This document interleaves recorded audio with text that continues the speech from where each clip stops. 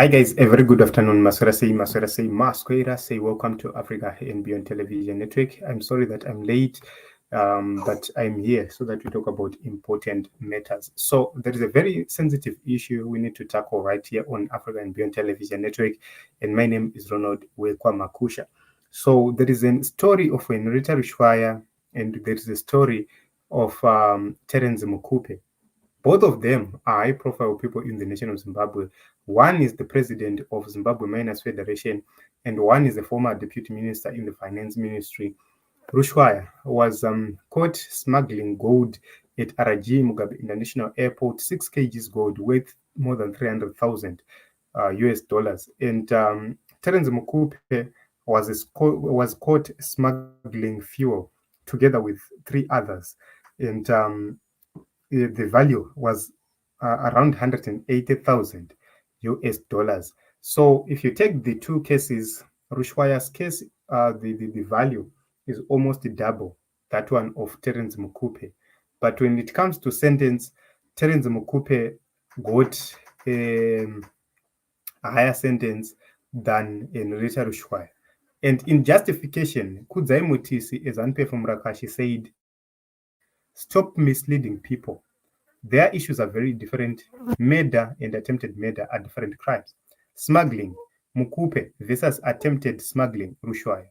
Real prejudice to the state, 55,591.60. That is from Kupe. And for Rushwaya, who is said not to have succeeded, is 3,300. So the issue is not about.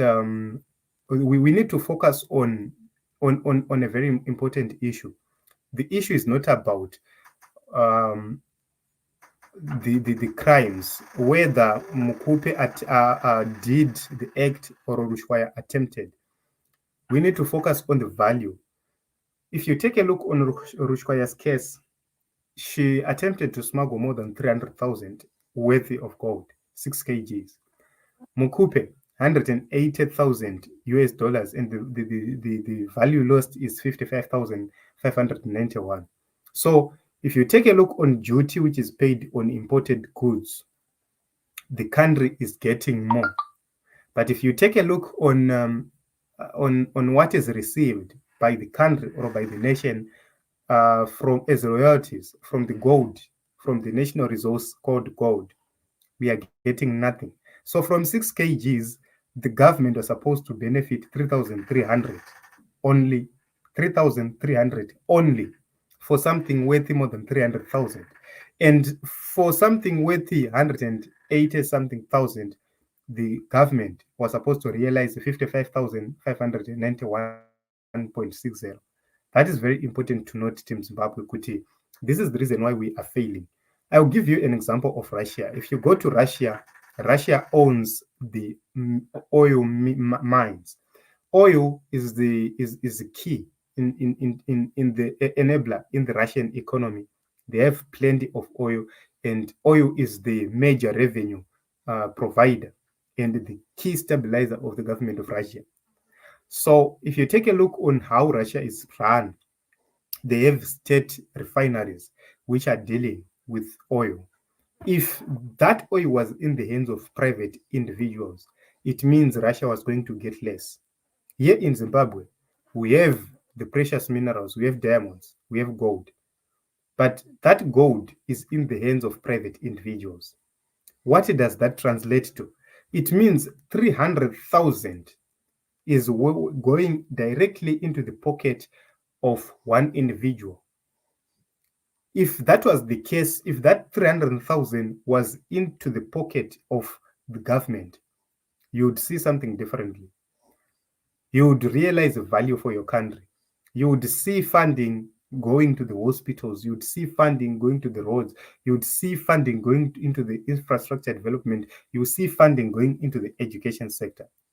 So what is happening from this post, this confirmation from Kudzai Mutisi, is that the people of Zimbabwe are actually doing a community service for those in leadership. Instead of those in leadership to distribute the resources, they are benefiting themselves. The purpose of a government is to distribute resources from the region of higher concentration to the region of lower concentration. That is to where there are sufficient resources, to where there are no sufficient resources. So if we put sufficient resources in the government, what it means is we will be able to distribute it down to the people where there are insufficient resources. That's the reason why we have failure. So they will blame sanctions, they will blame the opposition, they will blame everybody else. But if they do not fix this, the country will continue to be in chaos. We have the natural resources. These natural resources are benefiting multinational companies. Who is owning a private jet? It is an owner of Mroa Diamonds. It is an owner of Ringo. It is an owner of Zimplus. These are the people who are living large. What about the owners of the land where these people are coming to mine? What do they own? They have nothing. Go to Ngezi and see if the development in Ngezi commensurate the value of minerals being extracted from there. It doesn't. Go to Marangi. Take a look on the value of the diamonds which are extracted from Marangi, and then check the community, what the community benefited. Just imagine if it was the government which solely extracted those minerals, we would have seen massive development, we would have seen the economy being boosted. So we will have a value on the GDP in terms of what we have produced, but we will not have a real value in the government coffers. That is the problem we have. So value in the GDP must also translate to value in the national coffers. Once we have such a very big difference, then there is a problem. Then we are heading to crash as a country or as a nation. So this is what I decided to come and share with you from my own view in this case. So the issue regarding this video is not about the cases themselves, kuti mukupe yake yakamira sei or rushwa yake yakamira sei. It's about what we are realizing from the natural resources. So I've given you an example of China, an example of Russia.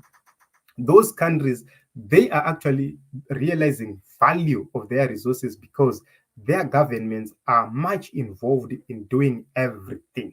And in Zimbabwe, there are private individuals, politicians, multinational companies who are involved in doing this. I will tell you this, if you go to the areas like Mwenezi, the government of Zimbabwe is thinking of bringing in multinational companies to do the irrigation in the regions of Mwenezi, while the people of Mwenezi will be pegged into 1 hectare plots and they will benefit nothing. Instead of empowering the Mwenezi people so that they grow the GDP of the country, as well as benefit the people of Mwenezi financially and economically, they are not doing that. They are considering bringing new people, a few individuals, give them opportunities to make money, and everyone else remain in poverty.